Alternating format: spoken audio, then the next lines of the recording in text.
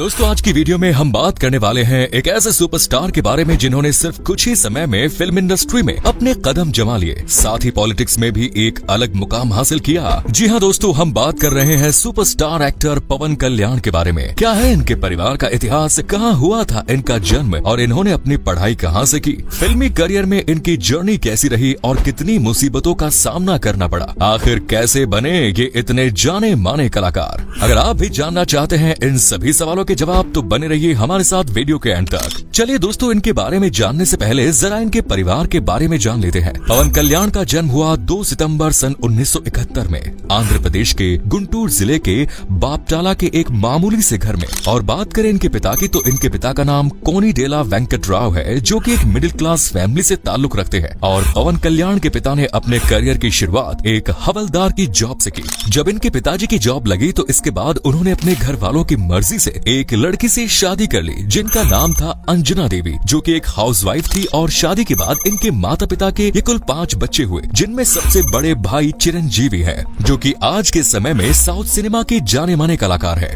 और दूसरे नंबर पर आते हैं नागेंद्र बाबू। इन्होंने भी कुछ समय के लिए फिल्मों में ट्राई किया, लेकिन इन्हें कुछ खास नाम नहीं मिल सका, इसीलिए अब तेलुगु सिनेमा के एक जाने माने प्रोड्यूसर बन चुके हैं। तीसरे नंबर पर है पवन कल्याण। वहीं इनकी 2 बहन भी है, जिनके नाम विजया और माधवी राव है। अब ये दोनों शादीशुदा हैं और इन दोनों बहनों से विजया के बेटे यानी साई धर्म भी आजकल फिल्मों में काफी जाने जाते हैं। खैर, ये तो रही इनके परिवार की बातें। चलिए अब जानते हैं इस घर के जाने माने सुपरस्टार यानी पवन कल्याण के बारे में। दोस्तों, जैसा कि हम आपको बता ही चुके हैं कि पवन कल्याण का जन्म 2 सितंबर सन 1971 को आंध्र प्रदेश के गुंटूर जिले के बापटाला के एक मिडिल क्लास घर में हुआ। लेकिन आपको बता दें कि बचपन में इनका नाम पवन कल्याण नहीं, बल्कि बचपन में उनका नाम कोनीडेला कल्याण बाबू था, जिसे बाद में बदलकर पवन कल्याण कर दिया गया। और इनके नाम बदलने के पीछे एक वजह है, जिसके बारे में आपको आगे पता चल जाएगा। लेकिन उससे पहले बात करें इनकी शुरुआती पढ़ाई लिखाई के बारे में, तो इन्होंने अपनी शुरुआती पढ़ाई अपने घर के पास के ही एक स्कूल से की। और पवन कल्याण ने शुरुआत की पढ़ाई के बाद इंटरमीडिएट में CEC, MEC और MPC में भी पार्टिसिपेट किया, लेकिन वे इसमें असफल रहे और इसके बाद उन्होंने पढ़ाई भी छोड़ दी। बात की जाए इनके करियर के बारे में, तो ये जब सिर्फ 5 साल के थे तभी इनके बड़े भाई यानी चिरंजीवी को फिल्मों का शौक लगा और वो चेन्नई चले गए, जहां उन्होंने मद्रास फिल्म इंस्टीट्यूट ज्वाइन किया। जहां उन्हें शुरुआत में तो कई मुसीबतें आई, लेकिन कुछ सालों बाद उन्होंने फिल्म इंडस्ट्री में अपने कदम जमा लिए। और जैसे ही चिरंजीवी ने फिल्मी लाइन में अपना नाम बनाया, वैसे ही कुछ समय के बाद पवन कल्याण भी अपने भाई की तरह एक एक्टर बनने के लिए उनके पास यानी चेन्नई रहने के लिए चले गए। वैसे दोस्तों, आपको बता दें कि पवन कल्याण अपने बचपन से ही अपने भाई को अपने पिता के समान मानते हैं और अपनी भाभी को अपनी माँ के समान। यहाँ आते ही पवन कल्याण ने एक मार्शल आर्ट्स की कोचिंग ज्वाइन की और मार्शल आर्ट्स सीखना शुरू किया, जिसमें कुछ समय के बाद ही पवन कल्याण बहुत अच्छे मार्शल आर्ट्स चैंपियन हो गए। वो अपने सामने खड़े अच्छे खिलाड़ियों को मिनटों में ढेर किया करते थे और अपनी इसी मेहनत के बल पर उन्होंने मार्शल आर्ट्स की एक चैंपियनशिप में ब्लैक बेल्ट भी जीता। यही वजह है जो इनका नाम पवन कल्याण रखा गया। दरअसल जब ये अपनी ट्रेनिंग या फिर फाइट किया करते थे, तब इनकी स्पीड बहुत हुआ करती थी, जिस वजह से इन्हें पवन के नाम से जाना जाने लगा और तभी से इनके नाम को बदलकर पवन कल्याण कर दिया गया।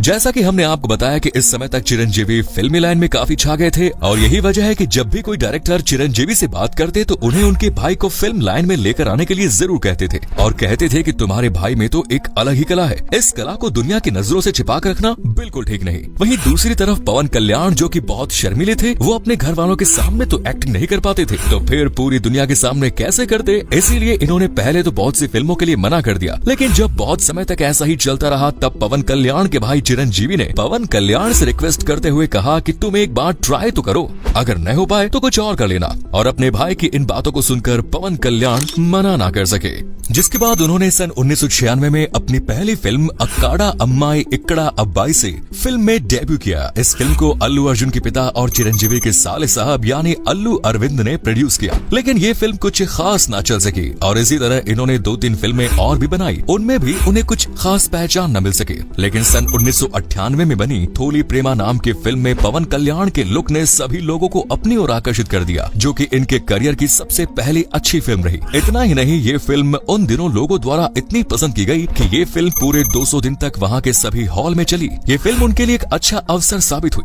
क्योंकि इस फिल्म के बाद ही उनकी एक के बाद एक सभी फिल्में हिट होती गई, जिनमें थम्मुडू, बद्री, खुशी जैसी फिल्में शामिल थी। और इन सभी फिल्मों के बाद से ही पवन कल्याण ने फिल्म इंडस्ट्री में अच्छा खासा नाम कमा लिया। लेकिन कुछ समय के बाद उनकी बहुत सी फिल्में फ्लॉप भी हुई, लेकिन उन्हें इस बात से कोई फर्क नहीं पड़ा, क्योंकि उनके फैंस तो उन्हें फिर भी उतना ही पसंद करते थे। आगे चलकर सन 2003 में इन्होंने अपनी खुद की एक फिल्म बनाई जिसका नाम था जोनी, और इस फिल्म का भी लोगों के बीच जबरदस्त क्रेज रहा। इसके बाद इन्होंने अपनी जिंदगी में बहुत सी फिल्में की, जिनमें से बहुत सी फिल्में फ्लॉप रही तो वहीं बहुत से हिट, लेकिन लोगों के बीच इनका प्यार कभी कम नहीं हुआ। यही वजह है कि आज भी इनके फैंस इन्हें पहले जितना ही प्यार करते हैं। इसके अलावा सन 2014 में इन्होंने जन सेवा नाम की खुद की एक पॉलिटिकल पार्टी भी बनाई, और पवन कल्याण अभी भी इस पार्टी के लीडर हैं। हालांकि पॉलिटिक्स में रहते हुए भी ये अभी भी फिल्मों में काम कर रहे हैं, और हाल ही में इनकी फिल्म हरी हरा वीरा मल्लू रिलीज हुई, जिसे लोगों ने बहुत ज्यादा पसंद किया। क्या आपने भी पवन कल्याण ने इनकी नई फिल्में देखी हैं? तो अगर हाँ तो हमें कमेंट्स में जरूर बताएं। अब इतने बड़े कलाकार के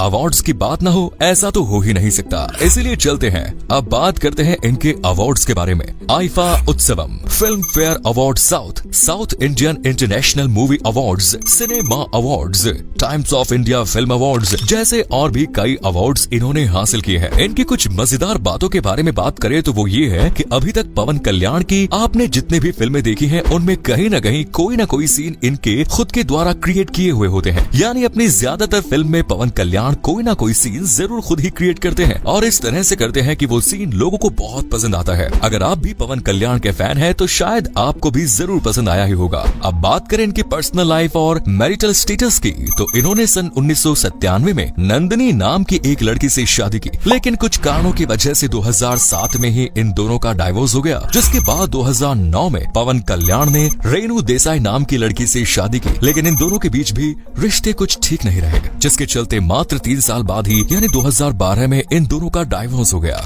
लेकिन रेणु देसाई से उन्हें 2 बच्चे भी हैं, जिनमें लड़के का नाम अकीरा नंदन और लड़की का नाम आध्या। फिर 2013 में इन्होंने एना से शादी कर ली, और एना से भी इन्हें 2 बच्चे हैं, एक लड़का और एक लड़की, जिनमें लड़के का नाम मार्क शंकर और लड़की का नाम पोलेना अंजना है। ये अपने परिवार के साथ हैदराबाद के एक लग्जूरियस घर में रहते हैं, जहां हॉल से लेकर स्विमिंग पूल तक हर चीज की सुविधा है। अब बात करते हैं इनकी नेटवर्थ के बारे में, तो 2023 में इनकी कुल नेटवर्थ करीब $15 मिलियन की है, जो कि इंडियन रुपीस के हिसाब से करीब 113 करोड़ के आसपास ही होगी। तो दोस्तों आज की वीडियो में इतना ही। अगर वीडियो पसंद आई तो लाइक कीजिए, शेयर कीजिए, कमेंट्स कीजिए और पेज को फॉलो जरूर करें। धन्यवाद।